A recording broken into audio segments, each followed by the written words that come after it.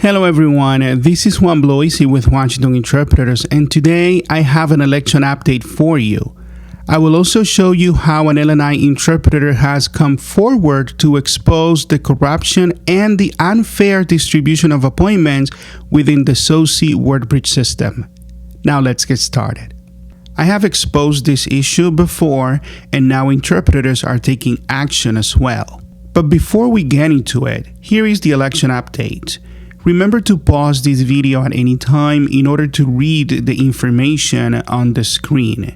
As you know by now, we filed a representation petition with the Public Employment Relations Commission, better known as PERC, on May 1st to trigger an election to decertify the WFSE union after hundreds of interpreters signed our showing of interest forms.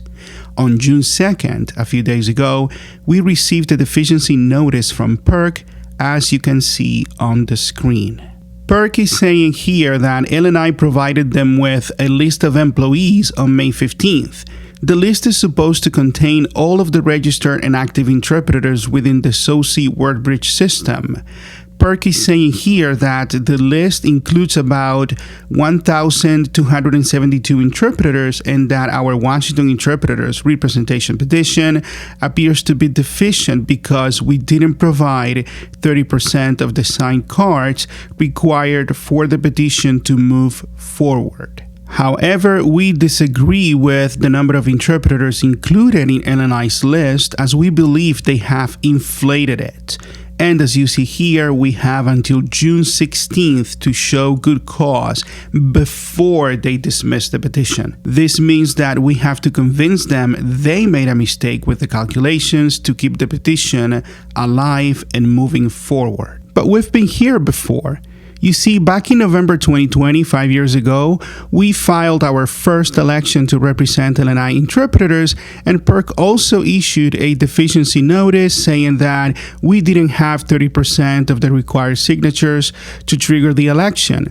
And we were able to point out, after appealing to the whole thing, that we received 3 different lists from L&I, and also the list of employees that L&I provided PERC was faulty, so we had to work on those lists and provide a master, better list so PERC could count the right way.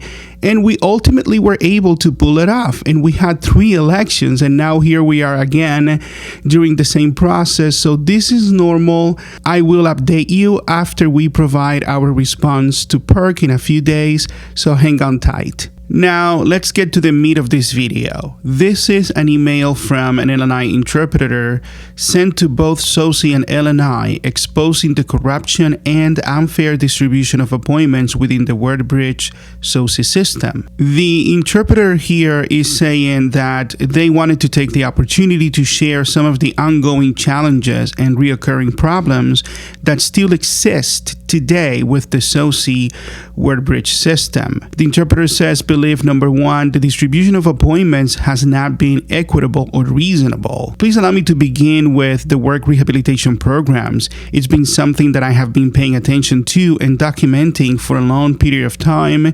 Now, these 9-hour programs, I believe it's 8, but it depends on the program, are not part of the preferred interpreter privilege. However, the same LAPs or interpreters are able to book these programs for up to 2 weeks at times. That's not something I would consider a quote-unquote fair distribution of appointments. I state this fervently and unequivocally because it's always the exact same LAPs doing these types of appointments. Meanwhile, I have only provided services for such programs only on 2 occasions in the past year.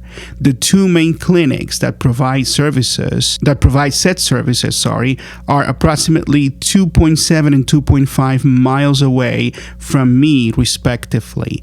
I have done my investigation, and I know for a fact that those LAPs who are consistently providing services for such programs live much further away than myself. So what's the reason as to why I am never allowed to see these programs? I expect that you will provide a very thorough explanation as to why everyone else seems to see all of these appointments except for me. The interpreter says here, I recently purchased a new cell phone. I've got an iPad with 5G capability, as well as an iPhone 15 with the same 5G network. I still cannot see any of these appointments. Now, I know it's not my network because I consulted with T-Mobile, and where I reside currently, the tower signals are some of the strongest around my area. So that's why I continue to wonder about the lack of equitable distribution of work. It continues here. The interpreter says, when you decide that it's time to release a whole batch of appointments, please have the courtesy to inform us of that so that we know when this will take place. I've also been documenting the times in which countless appointments are being released at 1600 hours. I believe that's 4 p.m. Many of us are still quite occupied covering appointments at that time, and you cannot continue to use the 1600 hour mark to do this.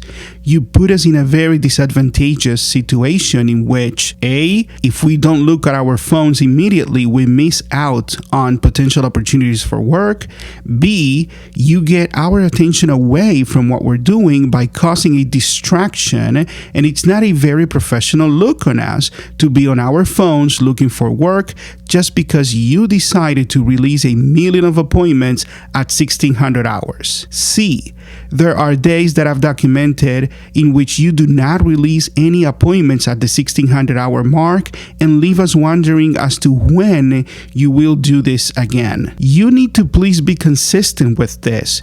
Choose a later time, perhaps at 1900 hours when the majority of us LAPs are already unoccupied with any form of work. Lastly, this is the last portion of the email. The interpreter says, this is something I've been advocating for almost a year and something that you have done nothing about it. I have been asking for a mile radius feature on your system. I know that you're not located in the state of Washington and do not understand how bad our commute and traffic situation is, especially in the Puget Sound area. Since I barely see appointments in my area, I just cannot continue to see appointments from Bellevue, 23 miles, Burien, 34 miles, Federal Way, 43 miles, Renton, 31 miles, Kent, 37 miles, Issaquah, 30 miles, Tacoma, 49 miles, or Mount Vernon, 40 miles. As you can see, not only do I not have the desire to drive long distances such as these because of the traffic conditions and bad commute, but also because of the fear of no-shows or late cancellations that are obviously not covered. Not to mention, guys, the lack of mileage reimbursement, right? The interpreter continues saying here, the previous scheduling system, interpreting works, had a mile radius in which we could choose how far we wanted to drive to cover appointments. By doing this, the appointments in the cities that I listed above were never on my docket or schedule. And there you have it. This is still happening today. Not to mention, they have not even added a reject button on the on-the-spot app. It's been a long time already. It's going to be a year. In closing, I am glad that more interpreters are speaking up to expose the corruption within the L&I system. You see, nothing has improved since WFSE became the union and then decided to influence L&I to replace Interpreting Works with the SOSi company. Things are way worse right now and corruption is just unchecked. So the only way to fix this is by decertifying the WFSE union. That's why you signed so many cards and we have started the process.